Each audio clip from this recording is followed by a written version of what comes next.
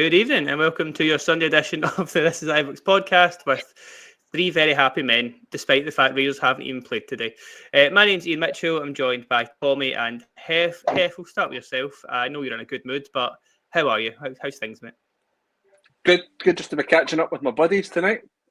I really enjoyed that. Nice Sunday.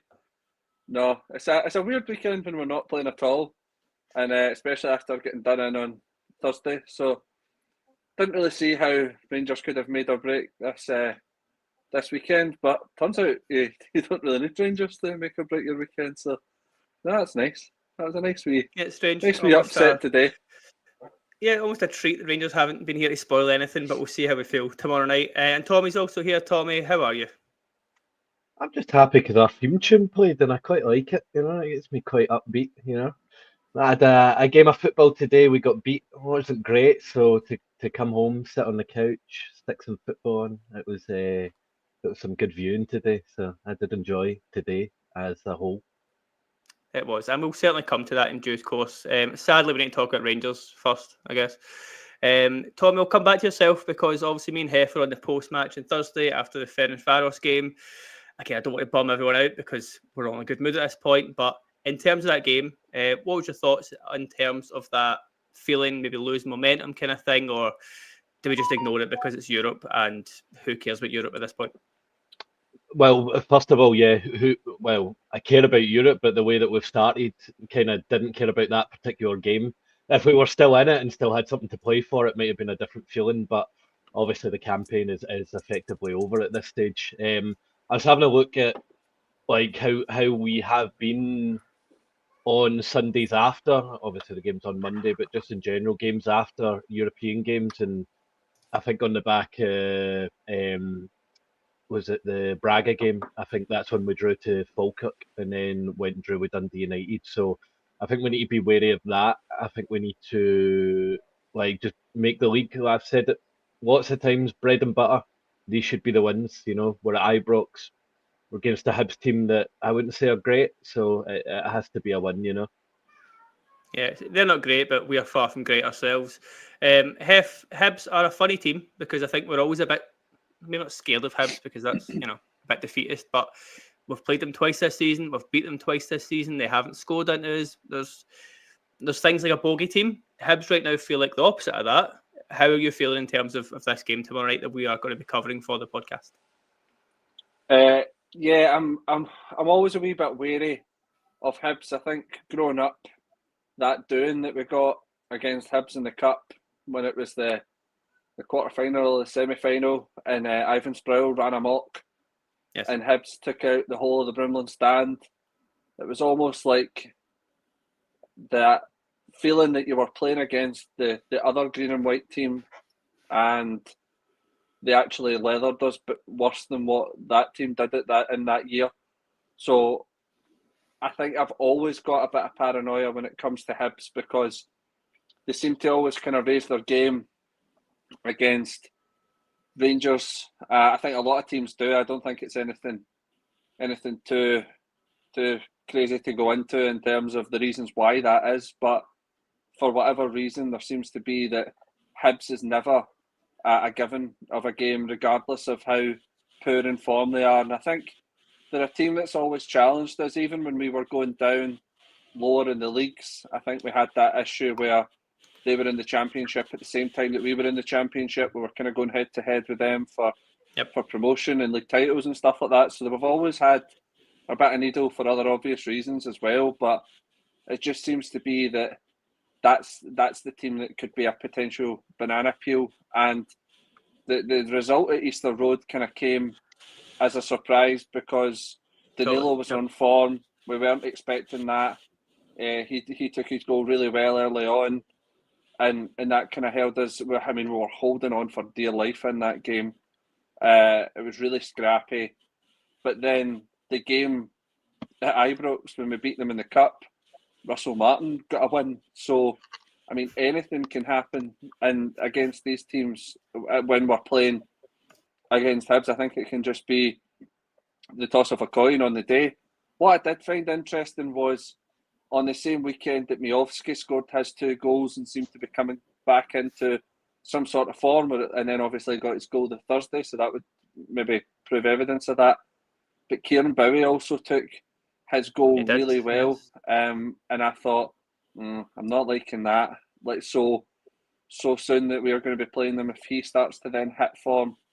But yeah, I totally understand the idea that we could be a bit fearful going tomorrow night, Iain, because players like Martin Boyle, Mulligan, Bowie, they're not duds, you know, they're far from it. They're players who should be challenging. I mean, Martin Boyle obviously does, but they're players that will be challenging to make that World Cup squad. And if you look at them on paper versus what we have, I think that they're like for like in terms of quality standards and form just now. Bowie's just as good a striker, if not better, than what Miovski is. I think Martin Boyle is obviously always a threat. Mulligan's just as good as what we have just now, currently going forward. I think his delivery into the box is absolutely brilliant. He gets himself stuck in. So yeah, I mean, just need to hope that we raise our game and the players are having that same thought process of this is going to be a good team, this is going to be a hard challenge for us, and they rise to it and they don't crumble, which I'm worried about because they've not really been doing that of recent, as rising to challenges. They seem to kind of fall apart when it comes to something with a bit more pressure. We do. And Tom, there's a couple of comments I'm going to bring up here. From Rob, just say we must beat Hibs, take points. And then Ronald's one, same idea. We need to beat Hibs, although up front we are sadly lacking in skill and ability. I think both are absolutely true. I think it's, again, what Hef said is very true, because I know Celtic haven't lost in the league today, but we're very bad for when Celtic have something negative happen, we do the same. You know, we don't take advantage of these moments. We don't try and put the pressure on. Again, I know it's a cup game, but it's just the feeling between both clubs just now. I'm going to ask you a very obvious question, but is tomorrow must win, or is it a case of we know this squad isn't good enough? Hef's just round off a few good Hibs players, which are true, guys that would probably get a game for us. How do you feel about tomorrow night? I think it is a must win, but I would say that about any Ibrox game that isn't them. You know, these are the games you have to win. Like, there's no, I don't care about Hibs, what they bring. You know, if we should have the mentality of we show up, we win. You know, like, doesn't matter if they show up. You know, we on paper we should be. We do have a better squad than them on paper, so it's simply show up and win. That's as easy as it is. But we've not seen that enough this season. We haven't showed up, so I expect a game to be tight. I don't expect us to win it comfortably. So we'll just need to wait and see. But like, we have to win it. Yeah, to answer your question, we do have to win. Yeah, because we need to keep up with Hearts. Hearts obviously winning on Saturday night. So, and then obviously the position that Celtic are in now, we have to consider that they are going to drop points. You know, they are going to drop points, and Hearts are going to drop points as well. So, like, if we can get some sort of form going, like we said a couple of weeks ago, we were looking at the next 5, hoping for 15. Obviously, that didn't happen because we drew with Falkirk and then Dundee United. But, you know, before going into this kind of hard run, we need to make it easy for ourselves, you know, going into that. And then obviously we're only, a couple of weeks away from a transfer window as well. So these are the games right now that we need to win, hang on until then, and then see where we can go. Yeah, you mentioned the Hearts game last night, and I don't think anyone's surprised they've just went along and won that game pretty comfortably. I didn't watch it, but again, from seeing stats and stuff, it looked pretty conclusive. But I think this week's very big for Rangers in terms of having Hibs and Hearts. If you win both those games and just sort of, from our side of things, settle down, you know, we're comfortable, we've got a decent manager, we know a transfer window's coming, we're going to improve the squad. Just something people in work say a lot is get your ducks in a row. Didn't know what it meant for a few months, but basically just sort ourselves out while there is a bit of chaos going on over there. Again, we said Hearts looked pretty settled again, but they were having their own wobble a few weeks ago. We just have to kind of keep in the mix. And again, you beat Hibs and Hearts. I think that's quite a statement week it could be. We'll be sitting here this time next week, probably raging, I appreciate, but you know, try and manifest something good there. Hef, one of the comments there was about Miovski, and I know we touched on this on Thursday night. There's not been a press conference before this game, so it's a very much wait and see if Miovski's fit. You were, I'm going to say, possibly championing Cerny and that he could do something. I'm not putting words in your mouth. That's a stretch. I am, yeah. But if for talking's sake, if Majovski's not fit, if he's not making it tomorrow night, what do you do? Because I know Cerny will probably come in, but it would drain all the hope I have in terms of us scoring goals. Just for that one sort of substitute in. Is there something else we could do, or do we just have to run with him and hope and pray that something hits off him and goes in? No, I wasn't championing Cerny. What I was saying was, Majovski wasn't hitting form, and then he played one game and scored 2 goals, and it was like the second coming of Jesus. It was like, oh, here we go again. Like, he's going to be the man. He's going to take us forward. And I just said, well, what's wrong with if Cerny goes out tomorrow night and scores 2 goals? Is that him in form then? Like, so if I'm not saying he will, I wouldn't put my money to say that that's going to happen. But like I was saying before, was the problem that we faced was you played Majovski until he scored. He didn't score, so then you played Cerny, and that continued for several games back and forward until we kind of got to that point where last week Majovski scored 2, then he starts on the following Thursday. Fair, right? No questions with that whatsoever. What my point is that if Cerny has to play because Majovski isn't fit, naturally, given all the opportunities that could be created and it falls into his feet, even if he just scuffs one into the back of the net and he gets that confidence and gets the feeling going, and then Majovski's off for another couple of weeks or whatever, like we said, we don't know how bad it was. We've not really heard much from the club since Thursday, really, actually.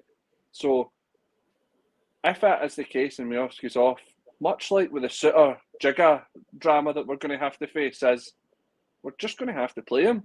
And if he scores, great. And if he doesn't, but he can improve his link-up play or whatever.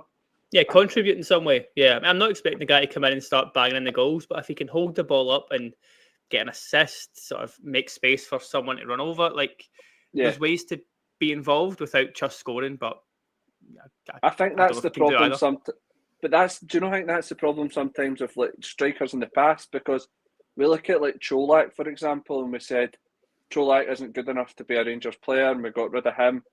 And I thought that he was a perfectly fine Rangers player. I thought he didn't set the world alight. He wasn't somebody that was bagging. He wasn't going for golden boots every year or anything. But his demeanour was that give him a chance in the box, and 9 times out of 10 he probably would have buried it. Then we had players like Dessers, who obviously missed a barrel load of chances, but still ranked up 20 plus goals. And I thought his overall play was actually, I think it was underappreciated at times. And now we're seeing that he's not here, is that there's that kind of gap. I don't think that Dessers was good enough to be the Rangers number 9 for this season. But had you told me that given this point in the season, we would have had spent, best part of 14-15 million pounds on players to replace someone like him to contribute half the numbers, obviously I would have told you that would have been a terrible decision. And none of us are Mystic Meg and can look into the looking glass and into the crystal ball and see what's going to come. But sometimes it's that idea of, is the grass always greener? Should we always just get rid of players when they're fine? That was my argument on Thursday about John Suter. Just to deviate for that point, is that I do think that we can get better than John Suter, but my panic would be is that we got rid of him and brought in someone who on paper looks good, like a Robin Proper, and you go, right, he looks like he should be a good player, and then he just wasn't. And it was not. I don't think there's anything that you could have brought out of Robin Proper to make him any better. I just don't think he was ready for the Scottish League for family reasons and everything else that he had commented on. For the point of view that I was saying about Cerny is that if he is forced into a run of games, the longer he spends on the park, the better the chance is that he picks up goals. The quicker he picks up goals, the quicker he then falls into form. It's just how far we can go with that before. Because what's the other option? Danilo? Oh, that was my next question. I was going to bump right in there. Is there another option? Because I think we all know Danilo can't play as the number 9. I just saw a possible front 4 that came in. I'll just try and find the comment there as I am talking. It's from Skeggy Bear. So they're saying Danilo up front, Kasama left, Curtis right, Moore 10. I like the three behind. Totally. I don't like Danilo up front. I just don't think it works. And we've seen it. It's the same thing we touched on Thursday. Like Tav lets the cross in. Certain players do the certain thing. You just see the same stuff. I can't watch Danilo number 10 again. But if it's that or Chermiti, I'll just shut my eyes. I don't want to see either of them. But that's what I mean. What is the alternative? There's none. You said Asgard as a false name because we saw that. You did. I said we have saw Asgard. I said we have. Not I want... You throw me back on the bus here. I don't want to see Asgard. Have you got a bit of beef tonight or something? What he's up to? He said he was the Norwegian prince. You know how JB talks about the Albanian prince? Iain's words were, I want to see number 9, the Norwegian prince. I did back him a lot in the summer that he was going to be a star. It's not quite. You did. Yeah, I remember. Tommy, I'm going to kind of get one of Hef's point there about John Souttar because it's one that kicked off last week. Would you, or are you happy that there's contract talks with John Souttar? Because it seemed to split people. Some people understood it, maybe seen as like the third choice. Your quotas, he knows the league, all this crap starts to come in. But would you rather just get short of certain players, or is there a few that you need to keep knowing how much change is going to be in the next few months? My stance on it probably is one of the ones where I'm probably not bothered either way, but it depends on the logistics of it as well, because if he's going to stay on a starter wage to be a third choice centre-back, I would just cut ties. For him personally, and we've touched on this as well, like, for him personally, I think he needs to move to, say, a championship club, because I think he would be really good down there.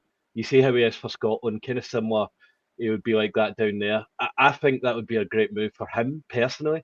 Yet again, family up here, I think you've said he's got businesses up here. So yeah, he's got a few coffee things, doesn't he? Yeah.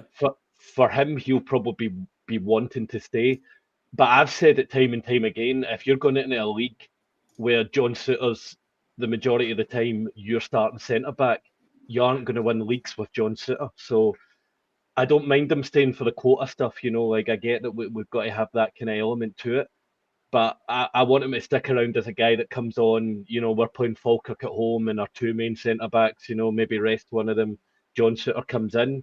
I don't want to see John Souttar starting these big games, so I'm half and half on it, I don't think I would be overly bothered either way, is what I'm trying to get at, really.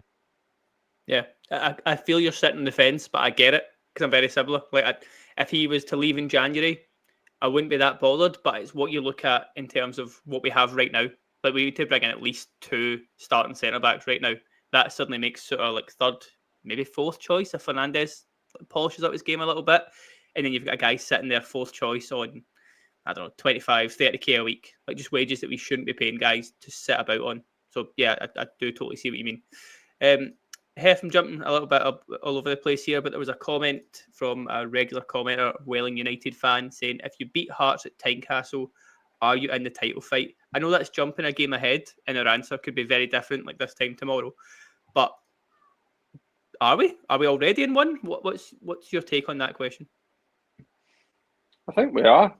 In terms of numerically, while it's still possible, there's still a fight to be had there in terms of challenging for the top spot.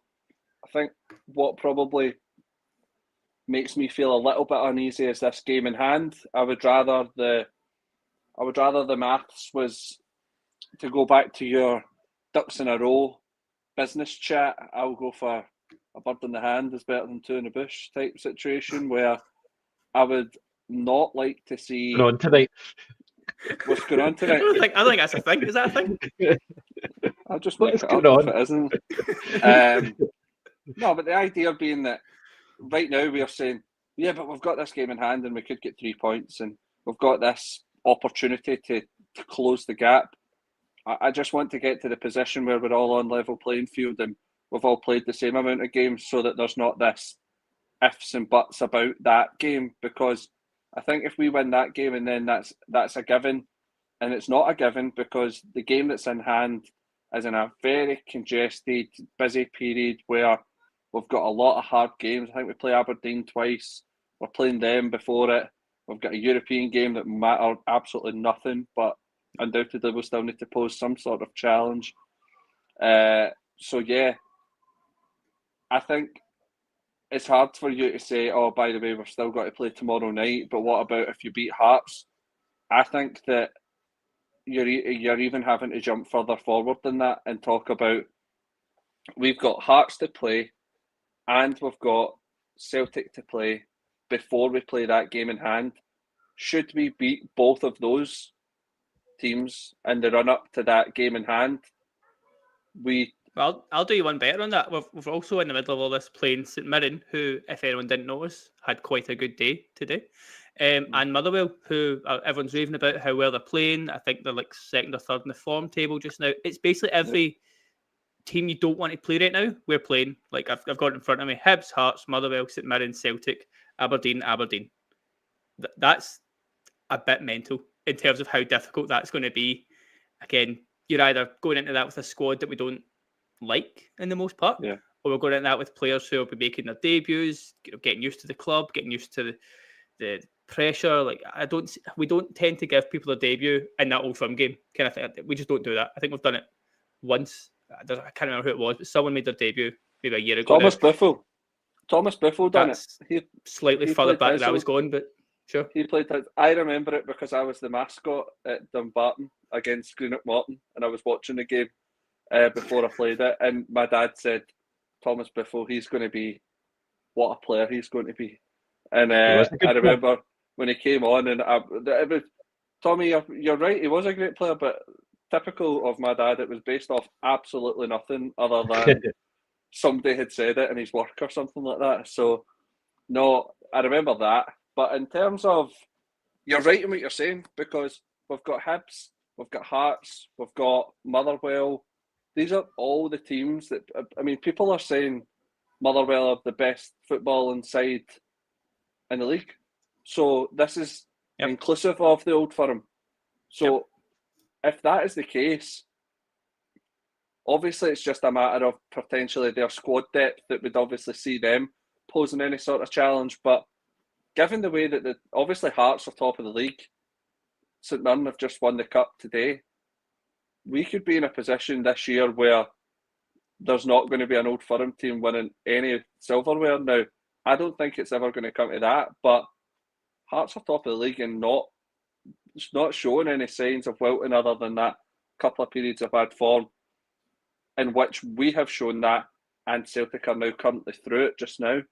So I don't know. It's a really, really tough season, and I think every single team thinks that they can get a result against any other team, and I think that's really it's encouraging for the league.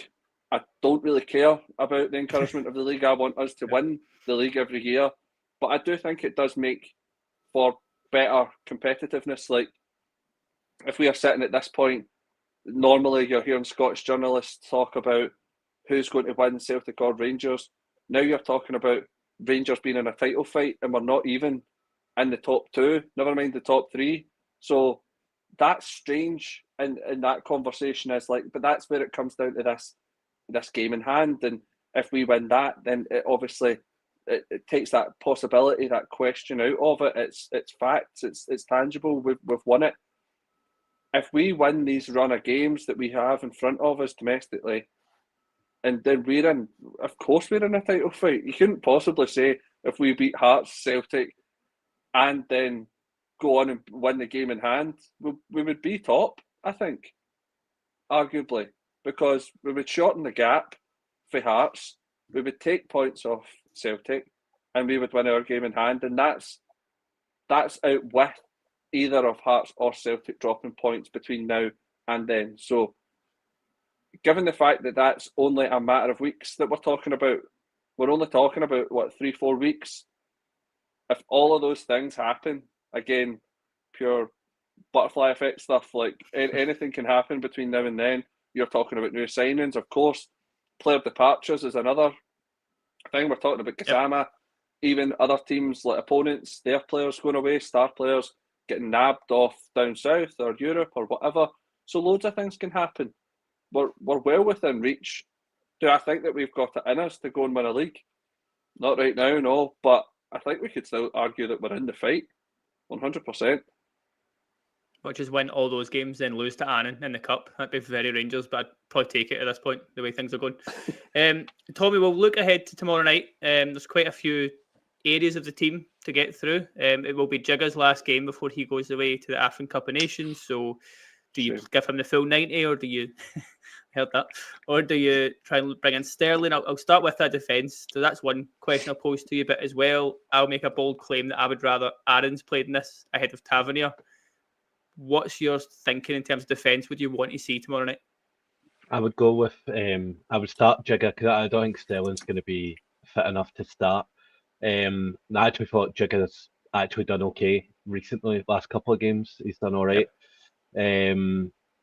Fernandez maybe not so much, but I think the Jigga's actually done okay. And I'm not really a big fan of the Jigga, as you know. But the Tav and Aaron's one, again, Ian, it's kind of like what you're asking me about John Sutter. I wouldn't be asked to either one of them. You know what I mean? It's like I don't see like great for a podcast, by the way. This whole can't be asked thing. I don't see a mega like this is the thing with the team now though. Like there's not just one big standout choice, you know, in terms of who it is. Everybody's just collectively poor in my eyes, you know. But like Aaron's has done all right, like, and he's came into like when he started, you know, like he was really poor, and he was kind of like very negative. He was scared to kind of go forward, but he was good on the half turn. Pitch was opening up, and then he was just going back the way, you know. Maybe seen him a bit more positive recently. Obviously helps when you're playing on the right side as well, because obviously Martin was using him as a left back at some point. But yeah, I mean, what's your reasoning for preferring Aaron's over Tav? I think I'm still pissed off at Tav for letting that cross in the other night. It's pretty much the base of that. And obviously Hibs come with pace. Hibs love dribbling the ball. You've got the Caddens on each wing. I think one of them's injured just now, but one of the Caddens is going to be there trying to just cross after cross after cross.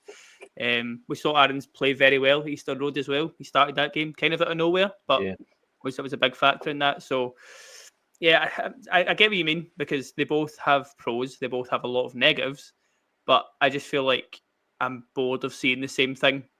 And Tav falls right at it. And I'm not, again, how often do we have to say it's not passion Tav? But just give me something else. I think Aaron's has not got a long future here. I get that, but he still might. You know, he said he wants to stay. I don't exactly want him to, I think. I think, like, though, ultimately, though, Tav is kind of like still the bread and butter of what our team is. You know what I mean? Like, ultimately, because I think we're is still, that a problem though? Because if he's well, on the pitch, you see people just pass to him and kind of assume he will do something. So I think I've said for ages, like, I don't want my goals and assists to come for a right back. Like, that's saying maybe like it's a tough gig for Aaron's, because like Tav's ruined that position. I think, like, because that's what we expect now from a right back. Is a right back needs to get 10 goals, 10 assists every year. You know, when that's not the case at all. You know what I mean? You want your right back to be able to defend, and you want your wingers to do that. It would be good if we could see that from, you know, a guy like Ant-Man, you know, that was brought in to do that, you know, rather than relying on Tav. But maybe it's where people look at Max Arms as well, like, you know, oh, he's not, like, you know, he's not got numbers, you know, but that's fine. He's a right back, you know. That's the kind of way the mentality needs to shift moving forward. I think is that we shouldn't be expecting a right back to do that. You know, it's nice. I mean, it's nice, but it's nice if he's doing that along with wingers, strikers, then fine. But not on your own, you know. How many years, year on year, it's always Tav in it, like biggest creating chances and stuff like that. You know, whenever we need someone to dig us out a hole, it's usually Tav as well, isn't he? Yeah, He's top it's the scorer same for every us, year. so, Do you know what I mean? I would just love us to get away from that, you know, and our strikers score goals. I can't see that with Cerny, maybe with Miofsky, but that would be nice if we can finish this season with a striker as, you know, top scorer, and even like wingers maybe having better numbers as well, rather than Tav having kind of top assists too. So you could have just stopped there, Tommy. Like to season to end with a striker. Just stop at that point. I'd like to see a striker between now and then. Do you know what? I would loan out Cerny in January. Like, I would just straight up loan him out. Like, and I would just get another striker in at this stage. And I don't think that's not like saying bad about him. I think that potentially could be good for him and good for us. Like, I just don't think it's working. There's no point in sticking with it. Send him out, get him some game time, see if he can score goals somewhere else, and bring him back. I just think get rid of him in January, not sell him, but like, I think just punt him on loan for 6 months. Kind of similar to what we've done with Sam Lammers, isn't it? Came in, realised not really going to work, is it? got him out on loan. He done well at was it Utrecht, and then we sold him to 20. So I think like maybe just trying to similar with Cerny as well. Forgot he existed. That's another negative for the pod. Hef, we'll move on to midfield because again, people will ask where Cameron is. I don't expect him to just come in from nowhere, but do you think it's basic as, I don't know, Diomande, Raskin and Barron, or what's your thinking of midfield? Again, this is what you maybe want to see rather than what you expect, but what's your thinking there? It's probably the one area of the team that's not quite as worrying, I guess, even though I've slated all three of those quite a lot the last few weeks, but just where we are. I think you need Raskin and Barron in there 100%. I think they need to battle with their legs in midfield. Like they play, I mean, whether it's a 3 at the back, or is it like a kind of 5 at the back with wing backs? I don't know how you would kind of call it. I know that the Cadden, is it Chris Cadden? He plays primarily on the kind of the right of the midfield, and I think he's got legs in him to just bomb up and down. So yep. I think at times it can obviously. Is it McGrath that plays normally on the other side of him? So if you're thinking, he's usually like in the end position, just to kind of in between, because they have that Balasar guy who was always like a football manager god for me back in the day. I always liked seeing his name. But yeah, player. Him and Mulligan, they're kind of full of those guys, like guys that just kind of run all day for you, lots of energy.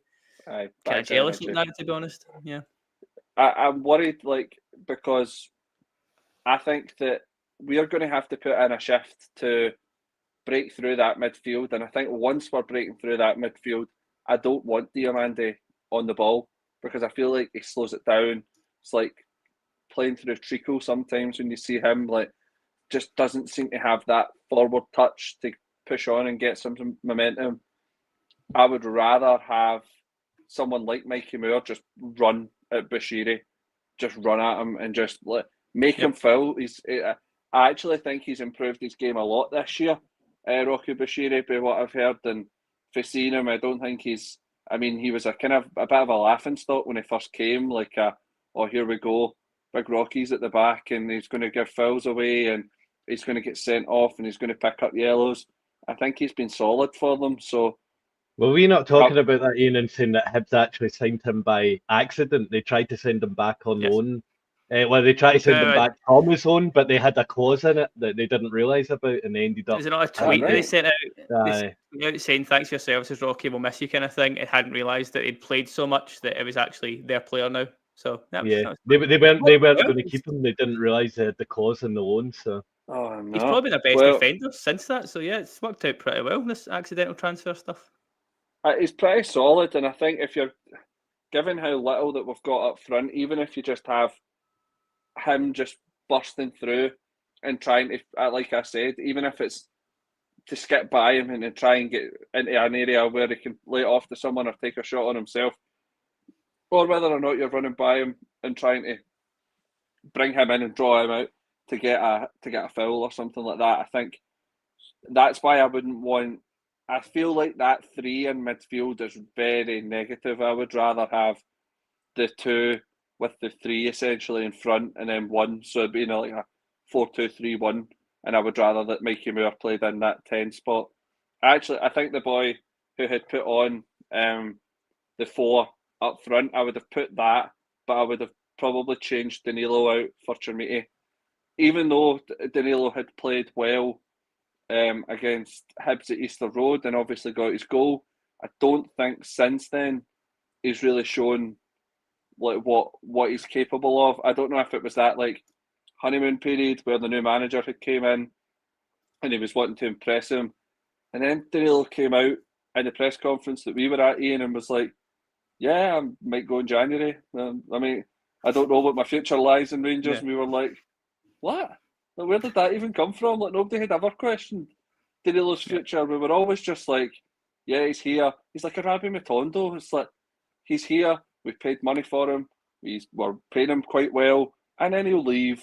And that'll be that. But instead it was like, yeah, I'm thinking about going. I was like, right, okay. So has he maybe had the conversation with Danny Rohl and he said, what's your plans for me? Am I going to be the top man? And he said, I don't think so. in which case the heads went down and he's not played as much. I don't know, but well, you see him kind of jump out of tackles a lot, and I feel like he's done that since that bad injury. And again, strikers aren't known for like rushing into tackles, obviously, but I just feel like with him, he's like that injury took so much out of him. It's as if he thinks every time, well, I don't want to jump into that. And again, like you say, if he's got a move lined up, if he's thinking I'm not here long term, he's not going to put his body on the line. So it kind of checks out. No, I think that's spot on. I think the Danilo that we saw before the injury from clips and stuff when he was coming over from Holland, and I thought to myself, yeah, this might be a bit of a coup. He seems like a bit of a player. And then he turned up and was okay. Got that nasty injury and just spent a bit of a crock. Like, just spent a long time on that physio table, and very hard to judge his impact as a Rangers player because he's just been so unavailable for vast periods of time that we've not seen him in the squad. I would like to see us keep persisting with Cerny because, like what Tommy's saying is, if we're wanting to get shot of him and we're wanting to get him out on loan, the big opportunity for him in the shop window was everybody had tipped, he's going to go to Braga. Braga want to take him on loan. We played him against Braga and he didn't show any sort of quality as to why he would be signed. I didn't think he played particularly bad. I don't think he did anything that was like the chance that he'd missed from inside the 6-yard box in the league. But he didn't show anything god awful in that game. Play him more often. Now, if Miovski turns around and is fit, and then he is able for tomorrow night, perfect. Miovski is, no questions asked. If not, just Cerny, just have someone. I don't think he wins a header against Bashiri tomorrow at all. However, just have someone there to draw Bashiri out and then just let the play go around the back of him and capitalise on these second balls, because although he's not got the presence to actually win the aerial battle every single time, he's a physical presence enough that he'll not make it easy. Like, he's going to put pressure on him at least. Does Danilo do that? I really don't think he does. And it forces us to play a quicker game on the deck, which I don't think that we are very good at against the... I'm saying that we've beaten them twice this season. Oh, this is hard because my heart says that I want... Oh, I don't want any of them. My heart says that I want Danilo to play in some sort of capacity because he has proven in the last game at Easter Road that he does well. But my head is saying, give Cerny more time.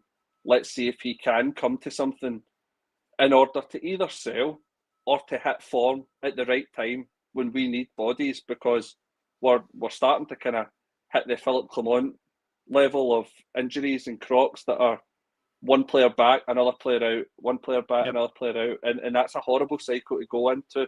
And it ends up that when we get to January, we're buying players just to fill positions rather than to improve them. Do you know what we need? That's a big... We need Danilo's dad back. That's what we need. Yeah, that's when the form dropped off, when Danilo's dad went back home. I know. I've not been And happy. he never made that. Yeah. I think his form fell apart after that Old Firm.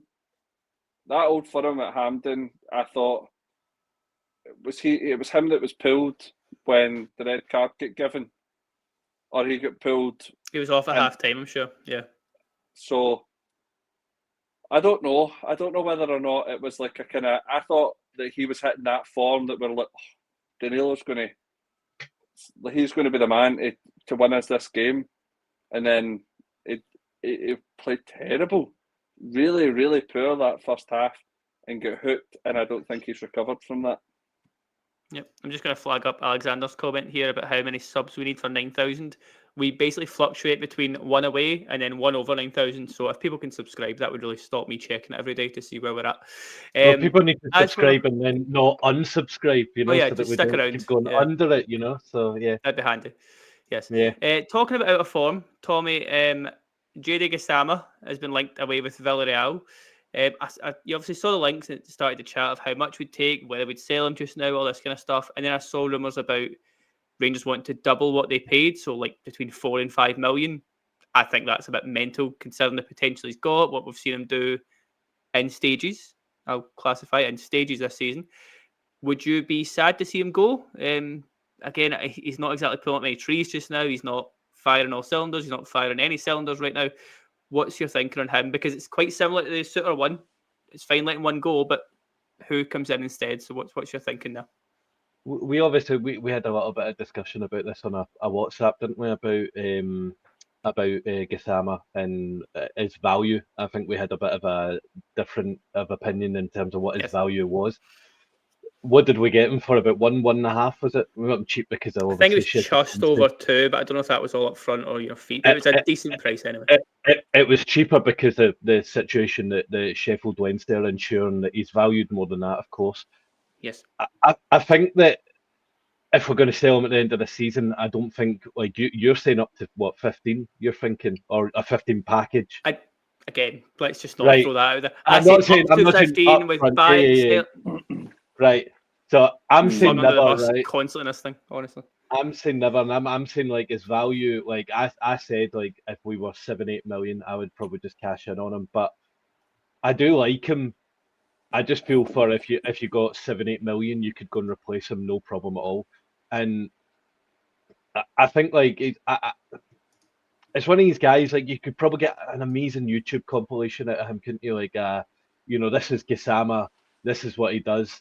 But then there's just times where he's just, the decision making is poor. There's times where he's put himself in good positions and the end product isn't good. And I think now you're looking at wingers and you are really fixated on numbers as well, especially in a Rangers team where you are expected to, comfortably kind of score 2 or 3 goals a game. You're expecting your wingers to have higher numbers. The example I used of you, Iain, in terms of his value is we looked at was it Nicholas Kuhn for Celtic went to Como for, I think they were 16 million euro. But you look at, if that's the benchmark in terms of his numbers were a lot higher than what Gassama's were. So if we're thinking about value, if you're thinking like a package up to 15 million, I don't think he's there yet. Yet again, though, we're not in a position where we need to sell, are we? It could be one we could go, we're going to keep him for 1 more year because we believe that we can get this out of him and then we can up his value. So we're probably in a good position with it. But like I say, if it's 7-8 million on the table, I would take it, to be honest, and I would just look for a better replacement. I get what you mean, but it's a guy who's just turned 22. He's only had 3 or 4 seasons, obviously, so he's not fully developed in any way. He's got a long-term contract. I get the numbers thing because he's got 1 goal and 1 assist in the league this season. Even last season at Sheffield Wednesday, I've got it in front of me here, 7 goals and 43, which it's not exactly great. It's okay, but 1 assist all season. And it's a guy who's your winger, your creative force. The numbers just aren't good enough. It's a guy who should be double figures for both at least in terms of Scottish football. But Hef, what's your stance on Gassama? Are you more with me, thinking we're getting 15 million, apparently I said? Or apparently he said, I'll show you the WhatsApp. No. I didn't say 15. I said, your 10 million kind of thing, and then your add-ons to take it to 15. If he wins the Ballon d'Or, if he wins the World Cup, if they kick in, that's when it was going to 15. But Hef, where are you with that one? I would sell him. I don't really see the potential to get anything with double digits at all. I suppose the argument would be that, like you said, he's young and he goes on, and maybe after another season of having played in the league, he finds his feet and comes into it. I think we've found that with a lot of players, as the first season they've not been as great and we've been maybe too quick to judge, and then when they come back in, they seem a lot more settled and ready for the challenge. I mean, you look even at the mentality of someone like Mikey Moore, who after a couple of games goes away and checks his head and comes back and says, no, I know how to fix this and I can do it.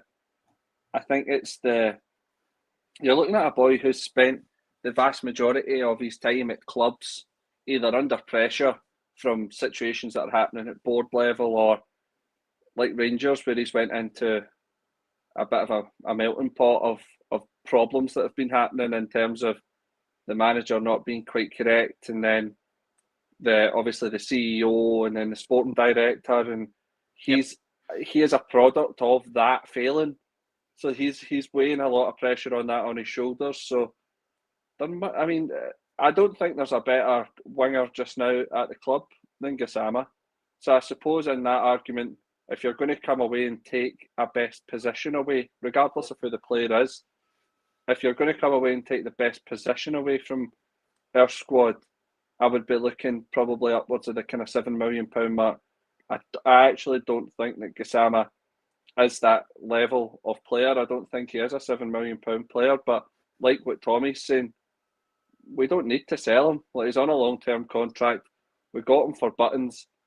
My only concern would be, I was mentioning this a few weeks ago about the kind of Wolves model that I had been looking into, and that the idea that they spend maybe 50, 60 million on various players in a season, and some of them are complete duds, and then other ones are ones that obviously bring up the value. So it could be that something like, if you looked across the whole of the season, we get Gassama in for cheap, we sell him and make a profit. That then makes the Cerny business look a lot better on paper because it balances the books. So even if we get a loss for Cerny, it doesn't, overall as a picture, you're looking at potentially £20 million out, £20 million back, breaks the balance, or even a slight profit if you look on Ant-Man and other players that could, Fernandes, players that could potentially go for even if Fernandes goes for 5 million at some point in the future, or Ant-Man goes for a profit, you're then in a position where you think, right, Cerny's was bad business, but in the course of the whole of the 20 million outlay that was spent, actually we made profit, and that's obviously the kind of strategy that the board and stuff are going to go down, is looking to try and claw back some of that failings of the bigger budget spends like Cerny. So it might be the case that the board are just sitting looking at that and going, we could get 5 million for Gassama and we only bought him for between £1 and £2 million. That's a massive margin of profit. We need to cash that in, because then we face the issue where looking at him. Is it Iain? You're saying Villarreal, is it? Yeah. Which, But I mean, if you're him, you're going, well, I want to be in Spain, I want to be in La Liga, top 5 league. I'm sure they pay a lot more than we do. They're top 4 in the league, I think, as well. They're doing really well. Is that something we need to consider as well? Do you think, Hef, in terms of that, if a club like that are looking at him, does that show more potential in him if, they're kind of looking for him? I mean, I suppose there's obviously something out there, but if they're looking at him to be a backup, and maybe they were watching him at Sheffield Wednesday, but maybe weren't sure of whether or not to kind of press the button to send over that bid, I don't know. But he's obviously shown in the 6 months that he's been here that there's something there. I get what you're saying, Tommy, is that if he's good enough for Villarreal, why isn't he good enough for us? I think he is perfectly fine for us. My worry would be that we end up, like I said, in a sort of Ryan Kent situation where we just let him fizzle out his contract, because these wingers are, I mean, invariably the most inconsistent players that you can have in a club. So right at the very start, he looked like he was going to be our best player by a mile all season. And now at this point, we're talking about a player who's kind of bang out of form, not really looking himself. So I don't know. Maybe that'll be good for him, but it's knowing that there's interest, knowing that it's maybe the conversation would be, listen, we're not going to sell you in January because we're really struggling in that area of the park. However, keep your head down, keep working hard. We don't see any issue in letting you go in the summer. That might be the motivation for him enough to get his move. So I'm all for the interest. I think that it can only be good as having bigger teams in terms of in a bigger league and stuff like that, looking at your players rather than the kind of German Dutch league where it's they're going to a very similar, they're getting similar wages and all that. I don't think at all, like Matondo's transfer saga and Kieran Dowell's where he's going to Hull and Birmingham, and they're all very samey in terms of how much money he's going to get. Gassama goes over to Villarreal and does well and makes himself available. He's then going up again. He's either getting a better contract at Villarreal, which they have the scope to do, or he's getting a move to a better La Liga club, one of the top three. So yeah, it's only good for us. I think like the This example I used as well, sorry, was Nicholas Kuhn, but like you got to think he did take a good 6 months to settle in before he started consistently performing, and it's probably going to be contradicting myself based on me saying that I want us to loan Cerny out, but it could be one of the ones that we probably are quite bad for not allowing people time to kind of shine and show what their true worth is as well. So it might be one better that is to keep for another year to bump his value up. I don't know, but it's just a thought there. Just obviously with Nicholas Kuhn, that's the example I used, and it did take him some time to settle. So you never know. But yeah, maybe I should retract my Cerny should get loaned out, and we should stick with him and see if he improves as well. I don't think people will be against that statement, don't worry.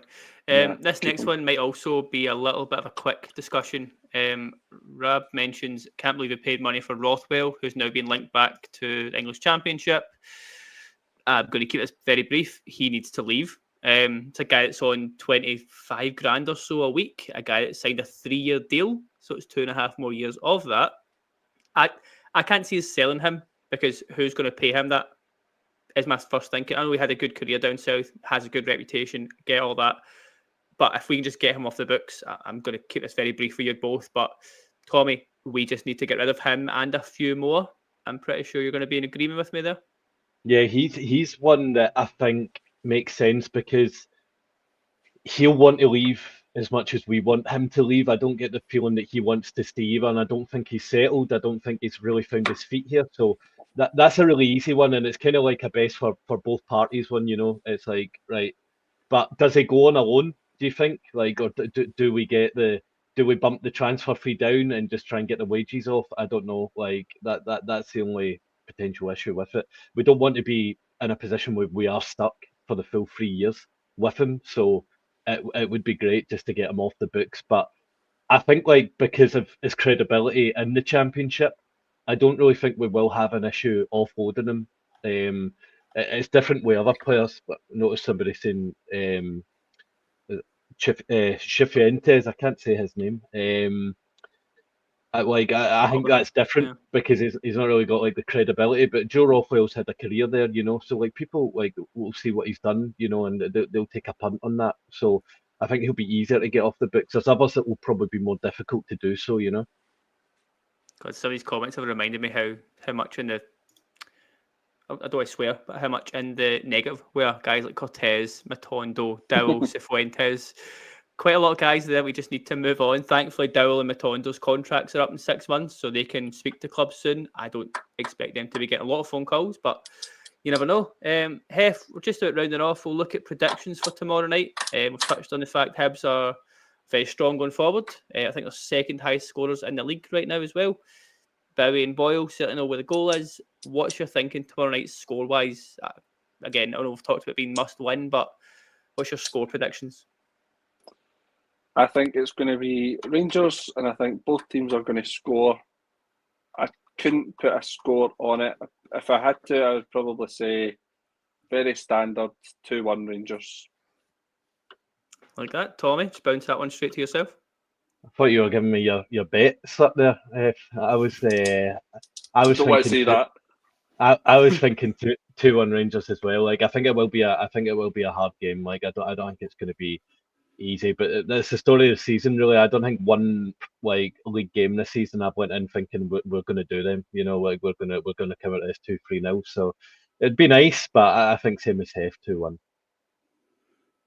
Yeah, I don't be boring, but I kind of think the same. I think both will score. I think it's just going to come down to who takes that second chance kind of thing. But again, any 3 points will do us all. Got a few sort of similar idea: 3-1, 2-1. Just win, Rangers. We're all in a bit of a high after the game today. Didn't even involve us. We're all in a pretty good mood. We're going to bounce into work tomorrow morning. Just keep that momentum going, and hopefully, Sharks start flying across the other side of the sea. We'll wrap up there, just short of the hour mark.